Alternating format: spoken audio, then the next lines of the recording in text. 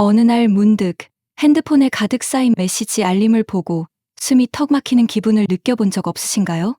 아, 그냥 다 차단하고 혼자 있고 싶다. 누가 내 인생에서 이 사람들 좀 다 지워줬으면 좋겠다. 이런 생각이 머릿속을 스칠 때 우리는 스스로를 자책하곤 합니다. 내가 너무 예민한가? 내가 사회성이 부족한 사람인가? 밤늦게 침대에 누워 오늘 낮에 있었던 불편한 대화를 곱씹으며 이불킥을 하셨다면 오늘 이 영상은 바로 당신을 위한 것입니다. 사람 때문에 지치고 그 피로감이 한계에 다다라 관계를 아예 끊어버릴까 고민 중인 당신에게 전하고 싶은 말이 있습니다. 당신은 냉정한 사람이 아닙니다. 그저 마음의 평화가 간절할 만큼 최선을 다해 살아온 것뿐입니다. 오늘 영상에서는 모든 사람과의 관계를 칼로 자르듯 끊어내지 않고도 내 내면의 평화를 완벽하게 지켜내는 심리학적 전략 6가지를 아주 쉽고 명쾌하게 정리해 드릴 겁니다.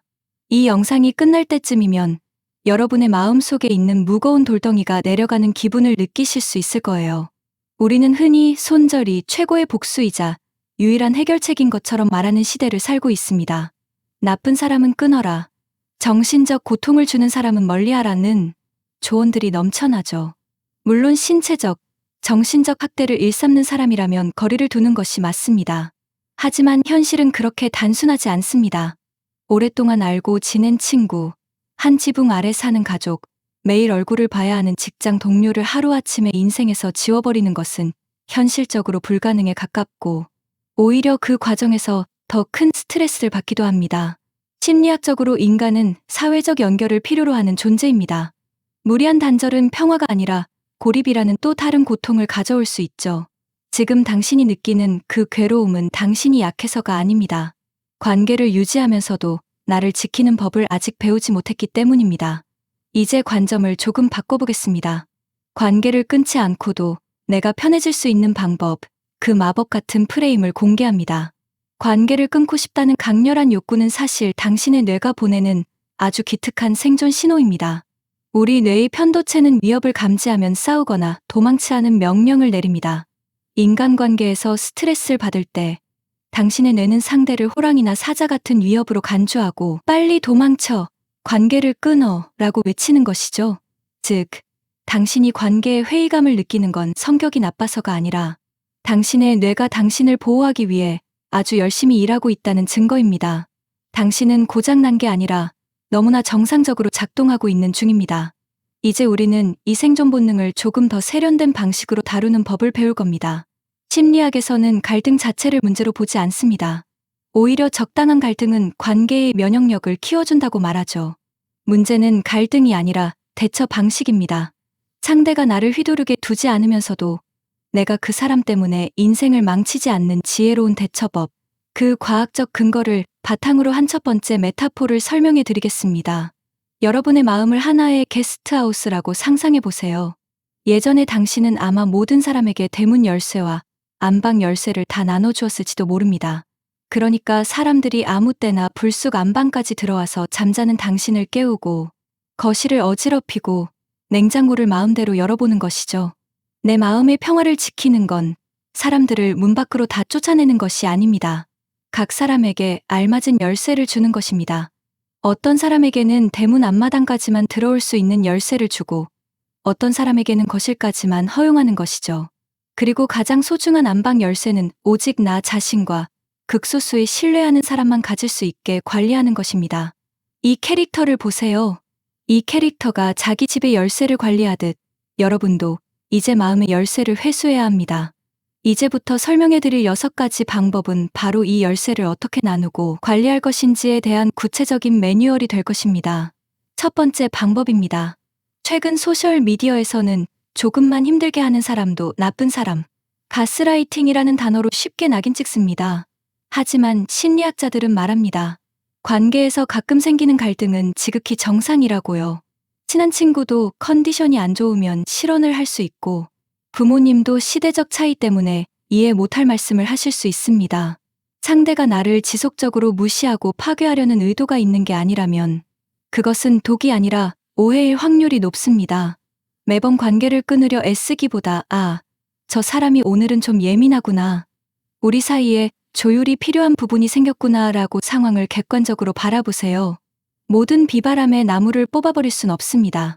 그저 비가 그치길 기다리거나 우산을 쓰는 법을 배우는 것이 훨씬 효율적입니다. 두 번째는 경계를 설정하는 것입니다. 관계를 끊는 것이 도망이라면 경계를 세우는 것은 방어입니다. 상대가 선을 넘지 못하도록 명확한 가이드라인을 주는 것이죠. 예를 들어 밤 10시 이후에 오는 업무 연락에는 답장하지 않기로 결심하는 것.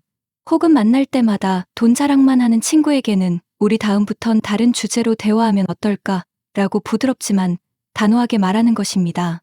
경계는 상대방을 공격하기 위한 담장이 아닙니다. 내가 그 사람과 오래도록 건강하게 지내기 위해 필요한 최소한의 안전장치입니다.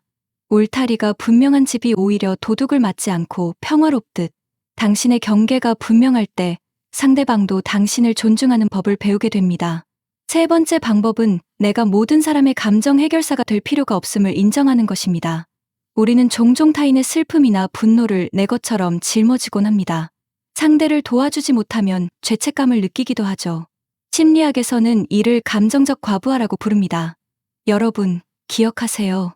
타인의 감정은 그 사람의 몫입니다. 여러분이 그들의 기분을 대신 관리해 줄 수도 없고 그럴 의무도 없습니다. 지금은 내가 좀 지쳐서 이야기를 들어주기 어려울 것 같아. 나중에 다시 얘기하자라고 말하는 것은 이기적인 게 아닙니다. 이것은 나의 소중한 에너지를 보존하는 행위입니다. 내가 에너지가 있어야 남도 도울 수 있습니다. 마치 비행기에서 비상 상황 시 내가 먼저 산소호흡기를 써야 아이를 도울 수 있는 것과 같은 원리입니다. 네 번째 전략은 모든 사람을 내 사람으로 만들려 하지 않는 것입니다. 앞서 말씀드린 게스트하우스 메타포를 다시 떠올려 보세요. 인간관계에는 단계가 있어야 합니다. 1단계는 나의 모든 것을 공유하는 내적 핵심 그룹, 2단계는 편하게 만나는 친구, 3단계는 가끔 안부만 묻는 지인, 4단계는 얼굴만 아는 사회적 관계입니다. 문제는 우리가 4단계에 있는 사람을 1단계처럼 대우할 때 발생합니다. 나를 힘들게 하는 사람이 있다면 그 사람을 0단계로 보낼 필요는 없습니다. 그저 1단계에서 3단계나 4단계로 강등시키면 됩니다. 공유하는 정보를 줄이고 만나는 횟수를 줄이세요. 그 사람은 여전히 당신의 네트워크 안에 있지만 더 이상 당신의 심장을 찌를 수 없는 거리에 있게 됩니다.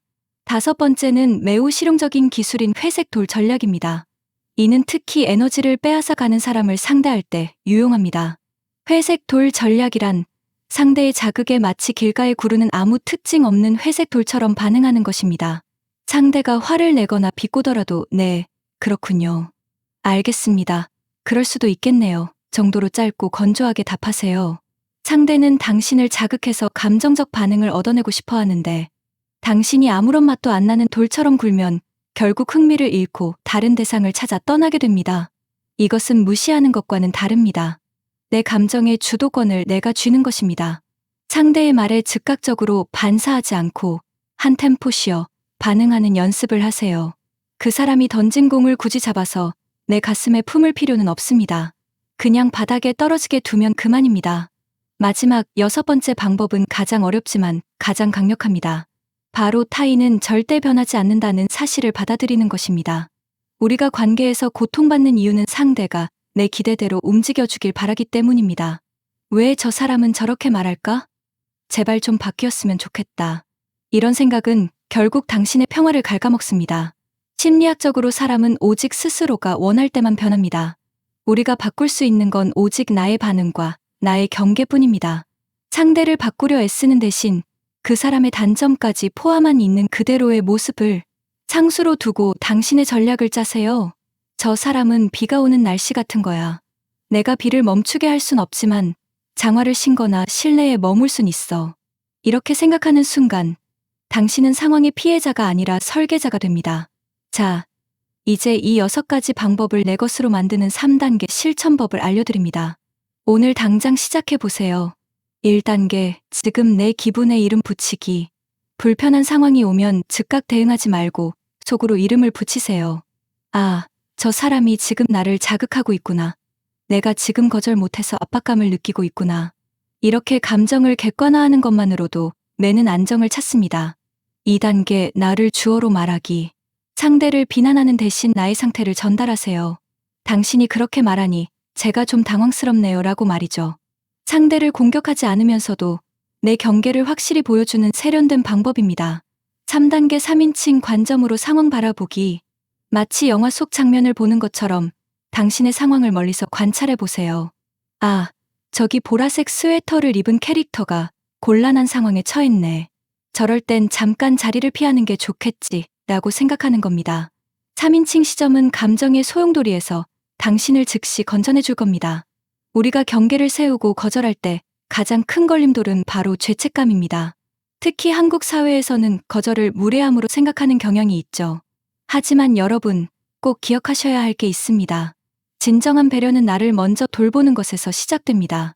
내가 말라비틀어진 샘물인데 남에게 물을 떠줄 수는 없습니다. 당신이 거절을 했다고 해서 당신이 나쁜 사람이 되는 게 아닙니다. 당신은 그저 지속 가능한 관계를 위해 건강한 관리를 하고 있는 것뿐입니다. 당신이 세운 경계를 존중하지 않는 사람이라면 그 관계는 어차피 오래갈 수 없습니다. 반대로 당신을 진심으로 아끼는 사람이라면 당신의 경계를 이해하고 그 선을 지켜줄 것입니다. 그러니 더 이상 미안해하지 마세요. 특히 우리 주변에는 유독 에너지를 뺏어가는 사람들이 있습니다. 늘 자기 고민만 늘어놓거나 교묘하게 열등감을 자극하는 사람들 말이죠. 이들과의 관계를 끊지 않으면서도 나를 지키려면 시간 제한 전략이 필요합니다. 그들을 만날 때는 미리 내가 오늘 1시간 뒤에 약속이 있어서 길게는 못 있어라고 한계를 정해두세요. 끝이 정해져 있다는 사실만으로도 당신의 심리적 압박감은 절반 이하로 줄어듭니다. 또한 그들의 이야기에 과하게 공감하며 내 감정을 소모하지 마세요. 그랬구나. 힘들었겠네 정도의 적절한 리액션만으로도 충분합니다. 당신은 그들의 감정 쓰레기통이 아닙니다. 당신의 소중한 에너지를 그들에게 몽땅 내어주지 마세요. 외부의 소음이 아무리 시끄러워도 나만의 조용한 방이 있다면 견딜 수 있습니다. 관계에서 오는 스트레스를 씻어낼 수 있는 여러분만의 안식처를 만드세요. 그것은 따뜻한 차 한 잔일 수도 있고 좋아하는 음악일 수도 있으며 누구의 방해도 받지 않는 30분의 산책일 수도 있습니다. 이 시간만큼은 세상의 모든 관계로부터 완전히 로그아웃 하세요. 이 안식처에서 에너지를 충전하고 나면 다시 밖으로 나가 사람들을 마주할 용기가 생깁니다. 관계의 평화는 밖에서 오는 것이 아니라 내 안의 평온함에서 시작된다는 사실을 잊지 마세요. 여러분, 여기까지 오시느라 고생 많으셨습니다. 관계 때문에 고민하고 이 영상을 찾아보셨다는 것 자체가 당신이 얼마나 따뜻하고 정이 많은 사람인지를 증명합니다. 차가운 사람이라면 애초에 이런 고민조차 하지 않았을 테니까요. 이제 스스로에게 말해주세요. 그동안 참 애썼다. 이제는 나를 조금 더 아껴줘도 괜찮아. 여러분은 모든 사람을 만족시킬 필요가 없습니다. 모든 사람과 단절할 필요도 없죠. 그저 지혜롭게 거리를 두고 나를 지키는 법을 하나씩 실천해 나가면 됩니다. 오늘 배운 방법들을 하나씩 적용하다 보면 어느 순간 주변의 소음은 잦아들고 여러분의 내면은 더 단단해질 것입니다. 여러분은 그럴 자격이 충분한 사람입니다. 오늘 영상이 지친 여러분의 마음을 조금이나마 다독여 주었기를 바랍니다. 관계를 끊는 것보다 더 멋진 건 관계 속에서도 나를 잃지 않는 단단한 마음을 갖는 것입니다. 혹시 여러분도 최근에 관계 때문에 힘들었거나 자신만의 현명한 대처법이 있다면 댓글로 나눠주세요. 여러분의 경험담이 누군가에게는 큰 위로와 해답이 될 수 있습니다. 저도 하나하나 읽어보며 응원하겠습니다. 이 영상이 도움이 되셨다면 구독과 좋아요 부탁드립니다. 저는 다음 영상에서 더 따뜻하고 유익한 심리학 이야기로 돌아오겠습니다. 오늘 하루도 고생 많으셨습니다. 당신의 평온한 내일을 응원합니다. 감사합니다.